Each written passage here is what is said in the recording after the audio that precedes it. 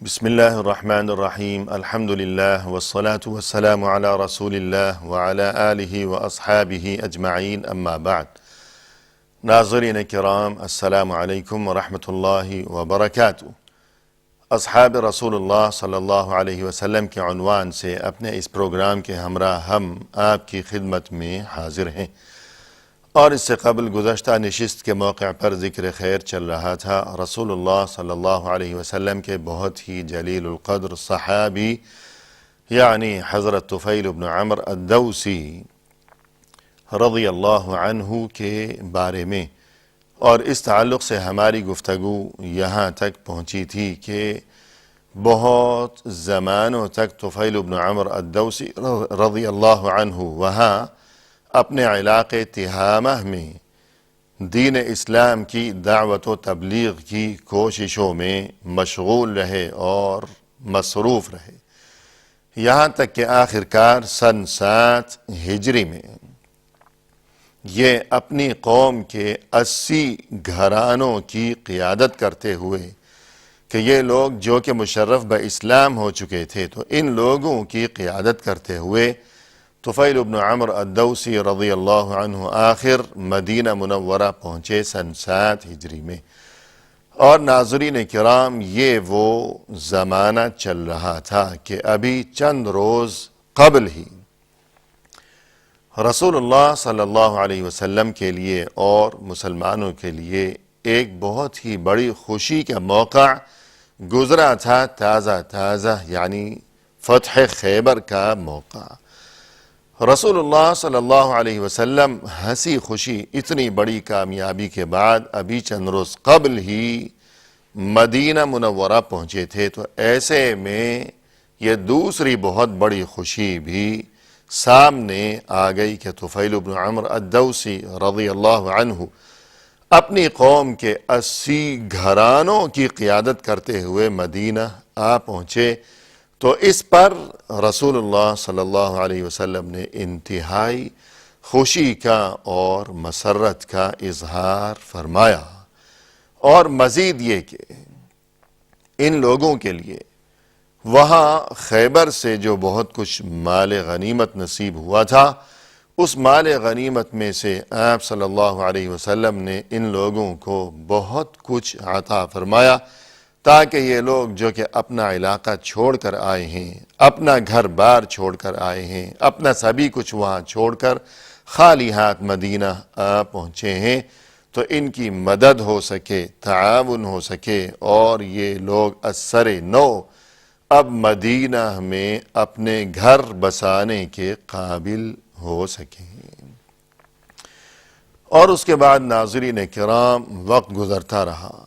طفیل بن عمرو الدوسی رضی اللہ عنہ اتنی طویل جدائی کے بعد اب اپنے شب و روز اور اپنی صبحیں اور اپنی شامیں اور اپنے دن رسول اللہ صلی اللہ علیہ وسلم کی خدمت اور صحبت و معیت میں بسر کرنے لگے کہ کسب فیض کا وہ سلسلہ اور دین اسلام سیکھنے کا وہ سلسلہ شب و روز جاری رہا۔ اور پھر اگلے ہی سال یعنی رمضان کے مہینے میں سن 8 ہجری میں تاریخ اسلام کا وہ انتہائی اہم ترین اور یادگار ترین واقعہ پیش آیا، یعنی فتح مکہ کا وہ یادگار واقعہ۔ رسول اللہ صلی اللہ علیہ وسلم جب مدینہ سے روانہ ہوئے اور مکہ مکرمہ پہنچے اپنے 10,000 جانثاروں کی معیت میں، اور مکہ مکرمہ فتح ہو چکا کہ وہ شہر اور وہ جگہ کہ جہاں سے رسول اللہ صلی اللہ علیہ وسلم اور آپ کے جانثار صحابہ کرام انتہائی بے سر و سامانی اور انتہائی قسم پرسی اور بے بسی کی کیفیت میں جہاں سے نکلے تھے اپنا وہ شہر چھوڑنے کے بعد، اب دوبارہ وہیں اپنے شہر جا پہنچے، اور وہ اپنا شہر مکہ اب مسلمانوں نے فتح کر لیا۔ تو اس یادگار اور اہم ترین موقع پر بھی ہم دیکھتے ہیں کہ طفیل بن عمرو الدوسی رضی اللہ عنہ رسول اللہ صلی اللہ علیہ وسلم کے شانہ بشانہ اور قدم بقدم اس موقع پر موجود تھے۔ اور پھر ناظرین کرام، فتح مکہ کے بعد رسول اللہ صلی اللہ علیہ وسلم ابھی جب مکہ میں ہی مقیم تھے، چند دن ہی جب گزرے تھے فتح مکہ کے بعد، تو ایک روز ایسا ہوا کہ طفیل بن عمر الدوسی رضی اللہ عنہ رسول اللہ صلی اللہ علیہ وسلم کی خدمت میں حاضر ہوئے اور یوں گزارش کی کہ اے اللہ کے رسول، ہمارا وہ جو علاقہ ہے تہامہ، وہاں ایک بہت بڑا بت ہے، اور یہ کہ میری قوم کے لوگ نسل در نسل زمانوں سے، آباء و اجداد کے زمانوں سے کیفیت یہ ہے کہ وہ لوگ اس بڑے بت کی بہت زیادہ تعظیم کیا کرتے ہیں اور نہ جانے اسے کیا کیا سمجھتے ہیں، اور باپ دادا کے زمانوں سے یہ صورتحال چلی آ رہی ہے کہ بس اس بڑے بت کے سامنے سجدے میں پڑے رہتے ہیں۔ تو میرا دل یہ چاہتا ہے کہ اے اللہ کے رسول، آپ مجھے اجازت مرحمت فرمائیے تو میں ایک بار دوبارہ وہاں جاؤں اپنے علاقے تہامہ میں، اور خود اپنے ہی ہاتھوں اس بڑے بت کو جلا دوں۔ اجازت طلب کی رسول اللہ صلی اللہ علیہ وسلم سے وہاں جانے کی، اور پھر وہاں پہنچنے کے بعد اس بڑے بت کو جلانے کی۔ رسول اللہ صلی اللہ علیہ وسلم نے جب یہ تمام گفتگو سنی طفیل کی زبانی، تو اس کے بعد آپ صلی اللہ علیہ وسلم نے اجازت مرحمت فرمائی کہ ٹھیک ہے، اجازت ہے، جائیے،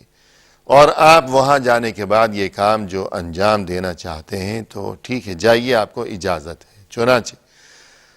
طفیل وہاں مکہ سے سفر کرتے ہوئے اپنے علاقے تہامہ جا پہنچے دوبارہ، اور ان کی قوم کے جو کچھ باقی بچے کھچے لوگ، باقی ماندہ لوگ جو کہ ابھی تک مشرک تھے، مسلمان نہیں ہوئے تھے، اور اپنے پرانے دین پر، اپنی اسی پرانی گمراہی پر ہی اڑے ہوئے تھے، ان سے ملاقات ہوئی، اپنی آمد کا مقصد بیان کیا کہ دیکھو، اب دوبارہ میں اس لیے یہاں آیا ہوں تمہارے پاس کہ یہ جو تمہارا سب سے بڑا بت ہے نا، کہ جس کے بارے میں تم نہ جانے کیا کیا عقیدے رکھتے ہو، میں اس تمہارے بڑے بت کو جلانے کے لیے آیا ہوں۔ ان لوگوں کو بہت تعجب ہوا کہ یہ کیا ہو گیا ہے، یہ کیسی باتیں کر رہا ہے طفیل، مگر آپ اس میں مشورہ کرنے کے بعد کہنے لگے کہ چلو چھوڑو، جو کرتا ہے کرنے دو، ہمیں کچھ کرنے کی ضرورت ہی نہیں ہے۔ جب یہ ہمارے بڑے بت کو نقصان پہنچانے کی کوشش کرے گا اور بے ادبی اور گستاخی کی کوشش کرے گا تو پھر تو نہ جانے اس کا کیا حال ہوگا، جل کر راکھ ہو جائے گا۔ ہم اپنی آنکھوں سے دیکھیں گے یہ منظر، اور ہم اپنی نگاہوں کے سامنے دیکھیں گے یہ تماشا کہ اس کے ساتھ کیا ہونے والا ہے۔ چنانچہ ایک روز جب طفیل بن عمر الدوسی رضی اللہ عنہ اپنے تمام انتظامات مکمل کر چکے تو اپنا جلانے کا وہ سامان وغیرہ لیے ہوئے وہاں اس بڑے بت کے قریب پہنچے، اور وہاں ان لوگوں کا ایک بڑا جمع غفیر اکٹھا ہو گیا، اس جگہ بڑا مجمع لگ گیا، اور یہ کہ کیا چھوٹے کیا بڑے، اور یہ کہ مرد اور عورتیں، جوان، بچے، بوڑھے، سبھی وہاں، سب کا ایک بڑا ہجوم اکٹھا ہو گیا۔ طفیل اکیلے ہیں، تنہا ہیں، اور یہ اتنا بڑا مجمع دوسری جانب، مگر کسی نے بھی طفیل کو پکڑنے یا روکنے کی کوشش ہی نہیں کی، اس لیے کہ وہ لوگ تو بالکل بے فکر تھے، بڑے مطمئن تھے، اور بس گویا کہ تماشا دیکھنا چاہتے تھے کہ ابھی ہماری آنکھوں کے سامنے یہ جل کر راکھ ہو جائے گا، تباہ و برباد ہو جائے گا۔ لہذا ہمیں تو کچھ کرنے کی یا روک ٹوک کرنے کی، اسے پکڑنے کی ضرورت ہی نہیں ہے، بس تماشا دیکھتے جاؤ۔ اور پھر اس کے بعد ناظرین کرام، طفیل بن عمرو الدوسی رضی اللہ عنہ نے اس بڑے بت کو جلانے کا کام جب شروع کیا تو دیکھتے ہی دیکھتے اسے جلا کر ریزہ ریزہ کر ڈالا، اور یہ لوگ انتہائی ہکا بکا رہ گئے، حیرت زدہ کہ یہ کیا ماجرا ہو گیا۔ اپنی آنکھوں پر یقین ہی نہیں آ رہا تھا کہ سالہ سال سے، باپ دادا کے زمانوں سے، نسل در نسل اسے نہ جانے کیا کیا سمجھ رکھا تھا کہ یہ اتنا بڑا بت، کہ اسے اپنی قسمت کا مالک تصور کیا کرتے تھے وہ لوگ، اور اس کے سامنے سجدے میں پڑے رہتے تھے۔ یہ بے بسی، اتنا بے بس، اتنا بیکار کہ خود اپنی حفاظت بھی نہ کر سکا۔ تو جب ان لوگوں نے یہ منظر دیکھا تو سوچ میں پڑ گئے کہ یہ بت، یہ ہمارا خدا، یہ اتنا بے بس کہ یہ تو خود اپنی حفاظت بھی نہیں کر سکا، تو یہ ہمیں کیا دے گا۔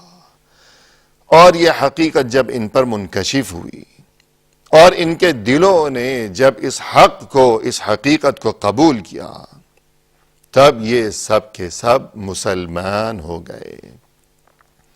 اور یوں محترم ناظرین، طفیل بن عمرو الدوسی رضی اللہ عنہ کی قوم کے یہ لوگ وہاں، ان کے اس علاقے میں جو باقی ماندہ یہ لوگ جو کہ ابھی تک مشرک ہی تھے اور مسلمان نہیں ہوئے تھے، آج طفیل بن عمرو الدوسی رضی اللہ عنہ نے جب ان کی نگاہوں کے سامنے ان کے سب سے بڑے بت کو جلا ڈالا، تو جب یہ بڑا بت جل گیا اور اس کا خاتمہ ہو گیا، تو اس بڑے بت کے خاتمے کے ساتھ ہی وہاں کفر و شرک کے یہ جو باقی ماندہ اثرات تھے اور گمراہیوں کی یہ جو بقایا جات تھی وہاں ان کی قوم میں، جب بڑے بت کا خاتمہ ہوا تو اس کے ساتھ ہی کفر و شرک اور گمراہی کی ان بقایا جات کا بھی ہمیشہ ہمیشہ کے لیے وہاں خاتمہ ہو گیا اور نام و نشان مٹ گیا۔ اور اس کے بعد ناظرین کرام، طفیل بن عمرو الدوسی رضی اللہ عنہ اپنی قوم کے ان باقی لوگوں کو بھی اپنے ساتھ لیے ہوئے، جو کہ اب مسلمان ہو چکے تھے، کہ جب انہوں نے اپنے بڑے بت کی بے بسی کا یہ حال دیکھا تو یہ سبھی لوگ وہاں سے سفر کرتے ہوئے دوبارہ پہلے مکہ اور پھر اس کے بعد مدینہ منورہ جا پہنچے۔ اور پھر اس کے بعد وہی سلسلہ کہ شب و روز رسول اللہ صلی اللہ علیہ وسلم سے سیکھنے سکھانے کا وہ معاملہ، کسب فیض کا وہ معاملہ، یہی سلسلہ جاری رہا یہاں تک کہ ناظرین رسول اللہ صلی اللہ علیہ وسلم کا مبارک دور گزر گیا۔ اور یہ کہ رسول اللہ صلی اللہ علیہ وسلم ہمیشہ، ہر لمحہ، ہر آن، اپنی آخری سانس تک اپنے اس صحابی یعنی طفیل بن عمرو الدوسی رضی اللہ عنہ سے